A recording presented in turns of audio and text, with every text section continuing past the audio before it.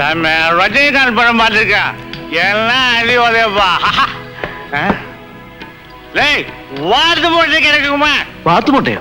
யாரா இவன் பட்டிக்கார வாத்து மூட்டையை பத்தி தெரியாதா? ഹലോ, താറാ മുട്ടയാ, അതാ മൂപ്പർക്ക് ഇഷ്ടം. അതുകൂടെ കിട്ടില്ല സാറേ. ബുൾസൈ വേണോ? ஐயோ புளிச்சையா கோழி மட்டியா வேண்டாம் சாமி, எனக்கு மூலவியாதி பைல்ஸ் வரும். എങ്കിൽ ചേട്ടൻ ഒരു ഫുൾ ചിക്കൻ ഫ്രൈ ഇട്. ശരി.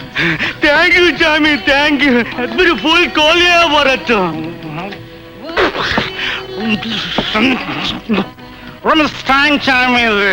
ശിവകാശിയിലെ മഷി കമ്പനിയിൽ ഇരുന്നപ്പോ ചേട്ടൻ എത്രയായിരുന്നു ശമ്പളം? 750 ரூபாய். ஆனா கோட்டேஜ் கிடையாது. ഇവിടെ എന്ത് കിട്ടും? കൈരളിയില് 2500 ரூபாய் ശമ്പളം. Cottage free. 12 மணிக்கு சாதா டீ ஒன்னு ஃப்ரீ. ஓவர் டைம் இருந்தா டீ ஒன்னு ஃப்രീ, ഉഴുന്നുവട ഫ്രീ. 3500 രൂപ ഞാൻ തരും. ക്വാർട്ടേഴ്സ്, എത്ര ചായ വേണമെങ്കിൽ ഫ്രീ.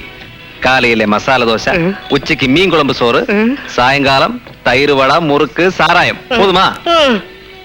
പക്ഷെ എണ്ണം വാക്ക് പറഞ്ഞാലേ മെഷീനറി ഓർഡർ ചെയ്യുള്ളൂ. ധൈര്യമായിട്ട് വിശ്വസിക്കണ്ട. ദാ, ആദ്യത്തെ മാസത്തെ ശമ്പള അഡ്വാൻസ് 3500 രൂപ. എനിക്ക് കൈരളിയെ പോലെ കരിമഷി മാത്രം പോരാ, ഫ്യൂജിറ്റീവ് വിങ് വേണം. Fugitive wing. அது என்ன சார்? அது எனக்கு புரியவில்லையே. അയ്യോ അണ്ണ, കളർ മഷി. ഈ കാർബൺ ടെട്രാ ക്ലോറൈഡ് ഒക്കെ ചേർത്ത് ചെക്ക് ലീഫ് അടിക്കുന്ന മഷിയില്ലേ, അന്ത മഷി. தெரியாது சார், எனக்கு கருப்பு மஷி மட்டும்தான் தெரியும். കള്ളം പറയരുത്. കൈരളി കളർ പിഗ്മെന്റ്സ് ഒക്കെ ഓർഡർ ചെയ്യാറുണ്ടല്ലോ. இருக்கு சார், ஆனா கலரிங் பண்றது சின்னவர் ராசு. രാജു MBA പാസ്സായവന് പ്രിന്റിംഗ് ഇങ്ക് ടെക്നോളജിയെ കുറിച്ച് എന്തറിയാം? ரொம்ப கெட்டிக்காரன், நல்லா தெரியும் சார். രാജു മഷി ഉണ്ടാക്കുന്നത് കാർബൺ ടെട്രാ ക്ലോറൈഡ് ചേർത്താണോ? ചാരായം പോലുള്ള?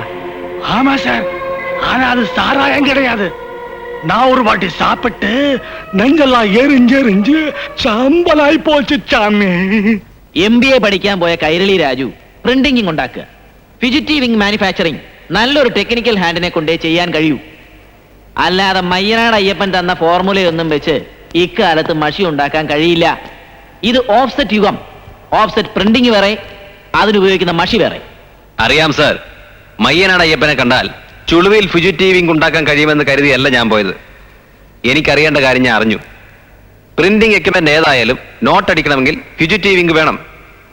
ആ മഷി ഉണ്ടാക്കണമെങ്കിൽ കാർബൺ ടെട്രാ ക്ലോറൈഡ് വേണം. അല്ലാതെ വേണ്ടി വരുമല്ലോ.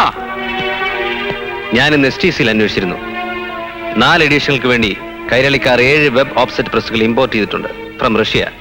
കൂടാതെ സ്വീഡനിൽ നിന്ന് ഒരു single dummy sheet fed offset മെഷീനും. പത്ര ഓഫീസ് അല്ലേടോ, പലതരത്തിലുള്ള മെഷീനറീസ് കാണുമല്ലോ. അല്ല, ഇതങ്ങനെയല്ല.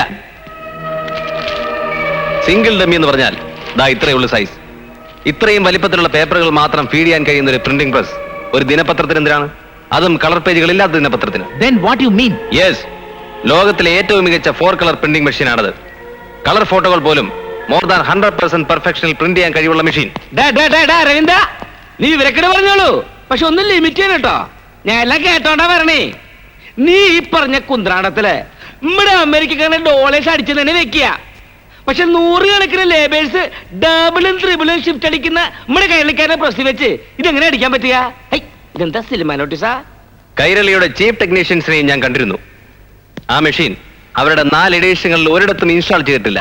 അതാരടിച്ചോണ്ട് പോയി? ആരും അടിച്ചോണ്ട് പോയില്ല. പറയൂ, പിന്നെ എങ്ങോട്ട് പോയടാ? അത് കണ്ടുപിടിച്ചാൽ അവരുടെ ജോലി തീർന്നില്ലേ? കള്ളനോട്ടുകളുടെ വിജയം 2 കാര്യങ്ങളിലാണ്. 1, പെർഫെക്ഷൻ ഓഫ് ദി പ്രോഡക്റ്റ്. 2, രഹസ്യഭാവം, സീക്രസി. ഇക്കാര്യത്തിൽ തുരുമ്പ് ഗോവിന്ദന് സ്വന്തം മക്കളല്ലാതെ മറ്റാരും പാർട്ട്ണർമാരുണ്ടാവില്ല, ടെക്നീഷ്യന്മാരുണ്ടാവില്ല. എന്റെ ഊഹം ശരിയാണെങ്കിൽ രാജു അമേരിക്കയിൽ പോയത് ബിസിനസ് അഡ്മിനിസ്ട്രേഷൻ പഠിക്കാനല്ല, പ്രിന്റിംഗ് ടെക്നോളജി പഠിക്കാനാവണം.